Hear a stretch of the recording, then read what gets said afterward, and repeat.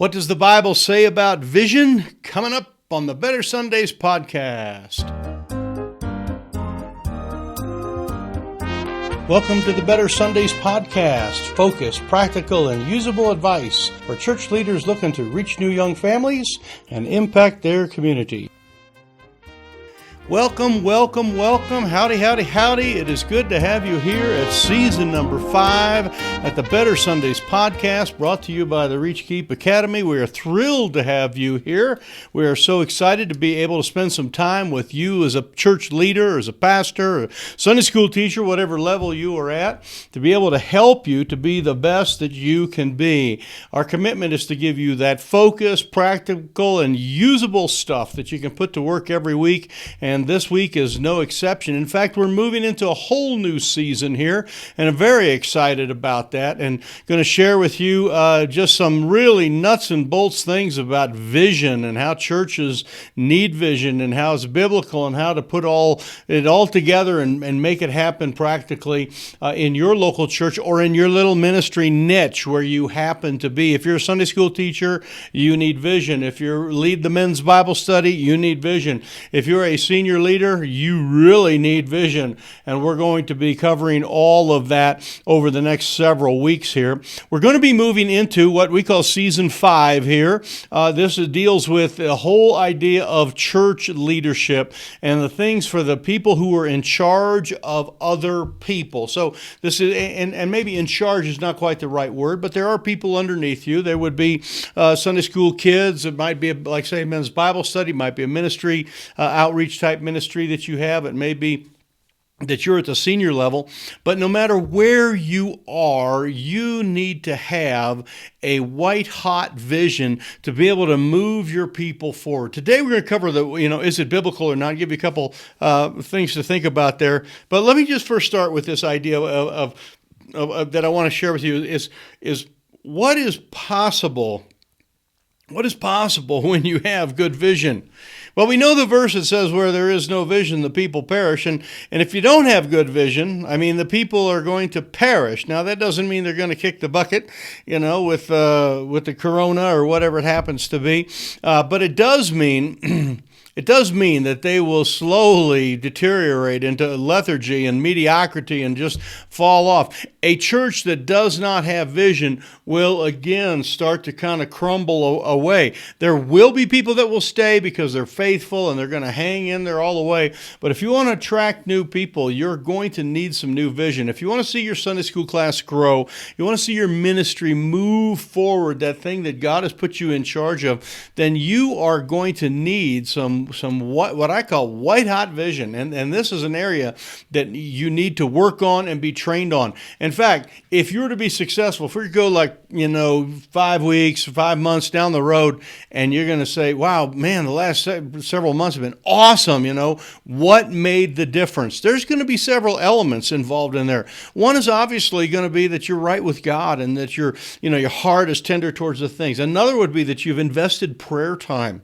But one of those things is going to be that you have responded to training. You have trained yourself or got books or podcasts or videos, and you've listened to things and you have moved yourself forward in the, what we would call personal development. Not the idea of making yourself bigger than God and all that kind of stuff, but the idea that you are developing and getting better at some of these integral things. And the idea of working with a church, I have in a couple of weeks, we're going to cover the categories of vision that every local church leader must have. And these are some important categories. And if you miss one of these categories, you're going to, kind of be missing, some important stuff. So we want to make sure that we are trained and going the right direction. And at the end of every good, even take a football game. Okay, I believe we have national championships and Super Bowls and some of those things coming up. The teams that are at the top, whether it's World Series or football or hockey or whatever, are the ones that have gone through the training and have executed the best, they practice and practice and practice and practice, and then they've executed. And it is no different in ministry. Now, obviously, we have the Holy Spirit to empower us, and we have prayer to connect us to God, and we have our own personal level that we need to be right with God. But we also need to have a sharpening of our skills, and that's what we're going to be covering in this particular thing. Now, I have lots of notes here that I want to share with you, and I could go on for a long time. We try to keep these podcasts simple. And by the way, if this is the kind of thing that you need, make sure that you hit that subscribe button there, wherever it is, on your podcast or on the YouTube channel. If you do that, because then you're going to get notified. If you hit the little bell on YouTube, then you'll get notified that this podcast is coming up, and you'll be able to watch it. Or if you're just getting it on your phone, it's going to show up there in your list, your playlist. So what are some of the things that are possible? Man, we can have a unified church, okay? We can have a church that is not just talks about outreach, but really is reaching out and making a huge difference. We can have a church that is really focused on missions, and whether it's overseas missions or home missions, but your church is really focused because you've given them a vision of raising money or being involved with missionaries. All of those things are the result of tremendously hot and well put together and well delivered vision. The idea of perhaps some of you are in a facility situation where you need a new facility, you need a larger facility, you need you don't have a nursery, you don't have kids areas, you don't have fellowship areas. All of that vision is going to help you get some of that. You're going to cast that vision, and you're going to make people excited to be involved, whether they come and build the thing or they give money, or they recruit other people to help. But a facility, an awesome facility, is often the result of an awesome vision. Training a well-trained people, all personal growth, all your people really coming to church and talking about their devotions and talking about how they met with God and the things they read and all of that. And then just the idea of really impacting your community. If your church is on the radar screen in the community, as people know that your church was there because people are witnessing and they're reaching the children and they're feeding the hungry and they're helping out in whatever way and they're loving on other people in there and making a huge impact, that comes from a vision. Now, a lot of these things we feed the beast a little bit. We give a little emphasis to missions and a little emphasis to personal growth and a little emphasis here and there. And we're going to talk about how to decide where your vision needs to be. That's coming up in a few weeks. But this idea is they will not flourish. They will not be bountiful and overflowing if someone at the top doesn't have the leadership vision. They are not really doing it. It always comes down to a starting point, a single place, and you are the one that is going to be the one that is going to share that. You're going to share that vision. You're going to get it from God. You're going to refine it. You're going to think it through. You're going to present it. It's going to have, maybe, well done slides that show pictures of things, or, you're going to have printed materials that support it, or you're going to have just a well scripted type message where you really present this and bring this out. And this is the idea of casting vision. And so the first question we really come to, is vision, a biblical thing? And that's sort of the title of this. What does the Bible say about vision? Well, if you go back in the Bible, you would find that there was always people, being moved by some vision or some concept that was bringing them forward to a new place. Abraham got his word from God, and he left the Ur of the Chaldees and took his whole family. And I'm sure he had to stand up in front of them, and other than say, hey, pack your suitcases and load the camels, we're heading out of town, he probably had to say, hey, God, the Lord has led me, and this is where we're going, and we follow the Lord because he never leads us astray. And he cast that vision to his people. We know that Moses, when he was in the promise, or getting to the promised land, getting out of Egypt, I guess would be a better way of doing it, that there was a lot of movement of people, a lot of motivation there. And of course, God put some plagues there and did a little motivating to Pharaoh, but there had to be some explanation about how God was going to get us back to the land of our fathers, the land of Abraham, Isaac, and Jacob, and we're going back to the promised land. And there had to be some great vision casting there. When Joshua started to take the people across the river, there was some great, like, this is where God has us, and every place we're going to put our foot, God's going to give it to us. And I mean, there was all sorts of vision casting there. And then it's like, David built the kingdom and some of that. There had to be some tremendous vision casting. I always like the story where he talks about hey, that place up there, we want to own that. And it turned out to become Jerusalem. I forget the name of the actual place before, but he cast that vision, and a bunch of guys went up there and took that hill, and basically that turned out to become the headquarters for the whole nation to this day, even an amazing thing, because some vision was cast. So vision is out there. In other words, these guys did it all the time. They were talking about it, and a leader needs to always have a level of looking forward. Now, there's going to be times when we teach. There's going to be times when we do line upon line and precept upon precept. We're going to be feeding the flock and giving some things out. But a shepherd of a flock has a vision for where that flock will go. In 3 weeks, we're going to be talking about kind of congregational movement, the idea of vision for moving your people. And as a shepherd, I can tell you, and I've raised sheep. I have a college degree in sheep. And, before I became a pastor, I was a sheep farmer. And let me tell you something. People have a vision for their flock. I mean, they do a lot of different things. So come back in 3 weeks and we'll get into the details on that. That's going to be some good stuff. But the idea of moving your congregation, Jesus, when he was here on earth, I mean, he said, in fact, I wrote this one verse down. He said, and he said unto them, let us go into the next towns that I may preach there also, for therefore came I forth, okay? The idea of this is why I'm here is to take the gospel to the next village. Went into those cities and villages, and he had compassion on them. And there was always a level of the movement of the gospel. He was always taking it somewhere and taking people with him. Now, his vision for the 12 was to develop them and to mature them, to take the movement further. And he instilled that, and he told them, he said, go ye therefore into all the world, and preach the gospel. In other words, he gave them that vision. The Apostle Paul had vision as well, and we know that just from the geographical sense. I mean, all the different places that he went in, kind of to the edges of the known world at that point. He did so much around the Mediterranean. It was just an amazing thing, and all of that was because he had a vision to reach people. He wanted to go into those towns of, Thessalonica and Corinth and Athens and whatever, and give them the Word of God.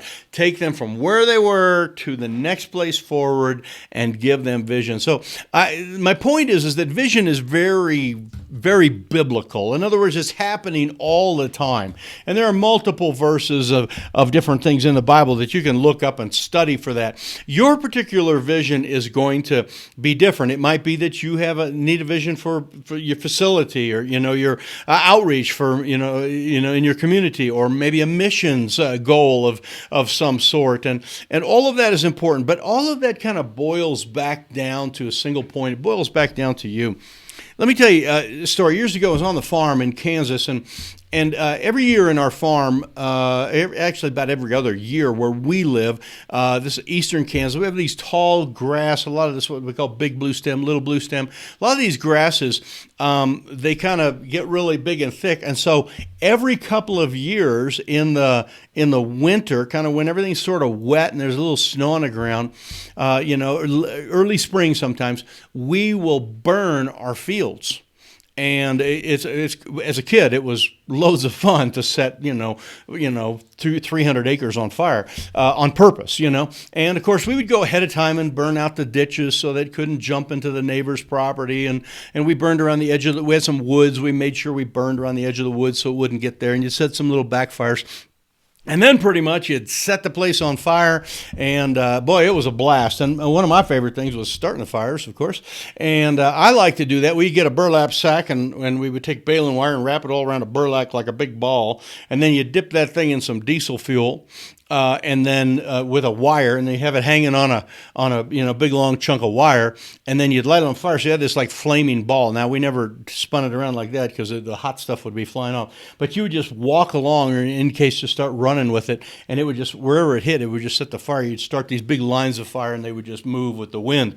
And it was a very important thing that we did every year is burned our fields, and most of the neighbors coordinated like, hey, we're going to burn this week and whatever. Well, one morning we got a call from one of our neighbors, and the wind was really very stiff. It was blowing kind of out of the north, the opposite way that we would have burned it, because we would have anyway, we have a road on one end. We would have burned the other way. Waited till the wind was shifted a little bit. And the neighbor called and said, hey, you guys burning today? And that's kind of one of those eye-opening kind of questions. If you're not burning, it's like, no, we're not burning. Why did you ask? He goes, because your place is on fire. And it was like, whoa. So we go racing over to that particular pasture, and sure enough, man, it is raging, coming down, and several of the neighbors came over and helped, and we did everything we could to kind of slow it down, stomp it out, because we weren't quite ready, and it wasn't going towards any pre-burned places. It was going to end up in some bad spots. So eventually we got it out, and it was very wide. It was probably 400 or 500 yards wide, and it kind of got narrower and narrower and narrower. And so when we finally got it all out, everybody just started like walking. It's like, well, what started this? We walk, and it gets narrower and narrower. Pretty soon it's only 100 yards wide, pretty soon 100 feet, and it goes clear up to our very north road that we had that went across the property there. And right to the base of a telephone pole or electric pole, there was a single point where it started, and it all started right in that one spot. And of course, there's a road right there, and so someone's like, someone probably threw a cigarette out, and it got started that way. And we were all just kind of standing there, kind of talking, and catching our breath. It was quite a morning. I remember cold wind and a lot of everyone's dark with soot, And one guy he says, hey, you guys come here. And we all walk over to the base of this power pole there, and we look down there at the base of the power pole, and there is the remains, the burnt, charred remains of a squirrel. And we get thinking about that, and and I don't know if you've ever seen it, but those squirrels can hop on those wires. You know how they can walk on the wires? It's amazing how they can run on a power line. And little Mr. Squirrel there, apparently, when he was hopping down the line, when he got to the place where you jump off on the pole, he didn't remember from science class that you don't ground yourself. And he put one foot over here, and he had one foot still on the wire, and poof! Suddenly, we had flaming squirrel. Flaming squirrel fell down to the bottom, hit the dry stuff, wind did the rest, and about burned our farm to a crisp. But it was all, I say all this, it's kind of interesting. And I feel sorry for the squirrel, If you're an animal lover, I'm sorry to tell you, a story like this. But the flaming squirrel was that single point that got it going. I mean, it just took off from there, and it went. And the gospel is kind of like that. And vision is kind of like that. If your church is going to see this impact, if it's going to see this, wide swath of tremendous impact in your community, or missions, or new buildings, or whatever, it's coming back to a single point. And a single point is the leader. And that's what we're going to be talking about over the next several, the leadership session, the season is going to last several months. We have quite a few podcasts here that we will be doing. But the next 4 are going to be specifically on vision, and I want to invite you to be there. You are the single point. You are the flame that sets it. You are the flaming squirrel, okay? And, you need to have that prayer. Dear God, help me to be a flaming squirrel, okay? But you need to have some vision. You need to have some skills refined, and Reach Keep here and the Better Sundays podcast is a place to do it. So I want to invite you to be back with us next week. We have lots of different resources we're going to be giving out during this season. All sorts of different hands out. In fact, I've got one right here, 19 ideas you can use to manage anticipation. This is the idea of getting people to want to come to church, where they're excited to come to church. And we have a whole slew of different handouts like that you'll be able to download and be able to use those in your little piece of ministry, wherever it happens to be, or if you're a senior leader, church-wide across your thing. So anyway, this is Mike here at the Better Sundays podcast, and I want to ask you a favor. If this has been helpful for you, if you can subscribe or give me a thumbs up, I would appreciate that very much. I'm going to be signing out. I will check in with you next week. Make sure that you're here. We're going to be covering the 3 categories of vision that every local church leader must have. We're going to talk about these categories of vision, and you would hit certain ones at different times, and we'll kind of talk about how that works. So from me to you, just want to say we are here for you. The Reach Keep Academy is our training institute that we have. You can find out more about that on reachkeep.com. There's a lot of good things coming down the pike. We're looking forward to spending time and helping you be all that you can be. So God bless you. Don't forget, remember, ask God to help you to be a flaming squirrel, and let's reach our world for the Lord Jesus Christ. You take care.